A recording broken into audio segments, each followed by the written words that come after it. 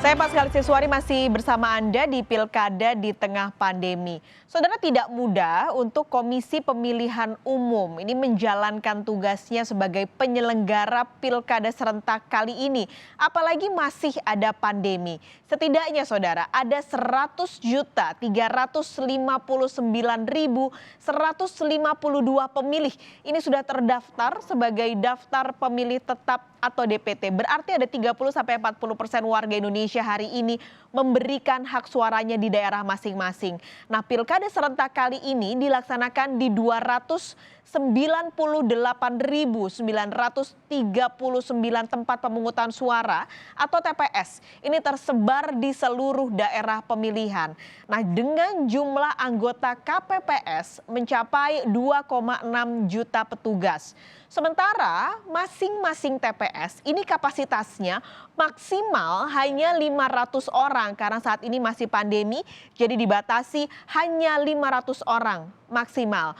Ada sejumlah perbedaan yang cukup signifikan pada Pilkada serentak kali ini, saudara, dibandingkan pilkada-pilkada sebelumnya.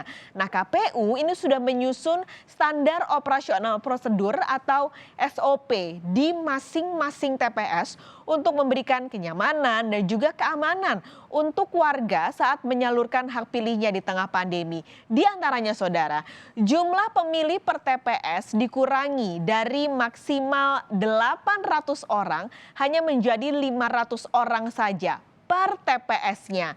Nah, baik pemilih dan juga KPPS wajib menggunakan masker selama berada di TPS. Ini tentu sesuai dengan protokol kesehatan yang ditetapkan. Nah, diimbau para pemilih, bagi Anda juga yang nanti akan memberikan hak suaranya, harus menggunakan masker sejak dari rumah hingga nanti di TPS.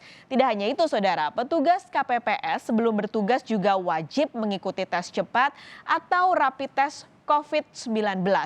Lalu jadwal pencoblosan ini diatur masing-masing supaya tidak terjadi kerumunan. Jadi jamnya benar-benar diatur.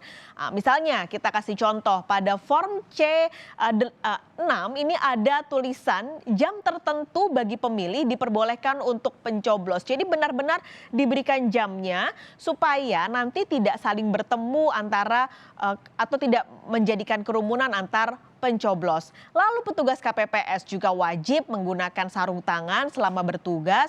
Setiap pemilih juga disediakan sarung tangan plastik. Ini tentu untuk menghindari penyebaran virus yang semakin masif. Jadi di setiap TPS diberikan sarung tangan plastik untuk pemilih.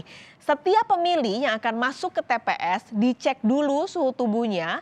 Kalau suhunya di bawah standar, ini dibolehkan untuk masuk dan memberikan hak suaranya di TPS. Nah, ketika pemilih nanti antre di luar maupun saat duduk di dalam TPS, ini juga harus diatur jaraknya minimal 1 meter sehingga tidak terjadi kerumunan. Jadi Anda yang hari ini akan memberikan hak suara benar-benar harus dilihat aturannya untuk SOP yang sudah diberikan oleh KPU. Nah, petugas KPPS juga mengenakan pelindung wajah atau face shield selama bertugas. Ini tentu untuk mencegah terjadinya atau penyebaran melalui droplet.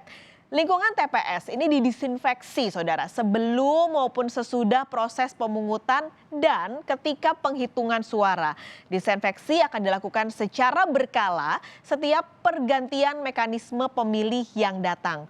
Setiap pemilih yang datang termasuk KPPS dan juga pemilih dilarang untuk bersalaman.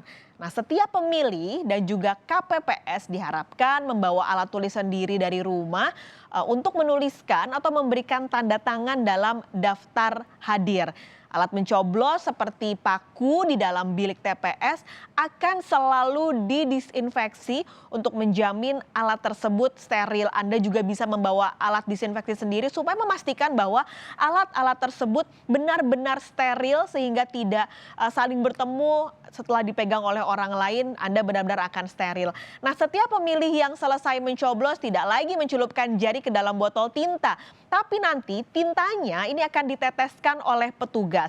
Disediakan juga perlengkapan cuci tangan portable atau wastafel dengan air mengalir dan tentunya sabun di TPS bagi pemilih untuk mencuci tangan sebelum dan juga sesudah mencoblos. Nah, yang terakhir, kalau nanti ada pemilih bersuhu tubuh di atas standar, yaitu di atas 37,3 derajat Celcius, maka dipersilakan untuk mencoblos di bilik suara khusus. Ini akan berbeda dengan bilik suara di dalam TPS, tapi masih di lingkungan TPS tersebut.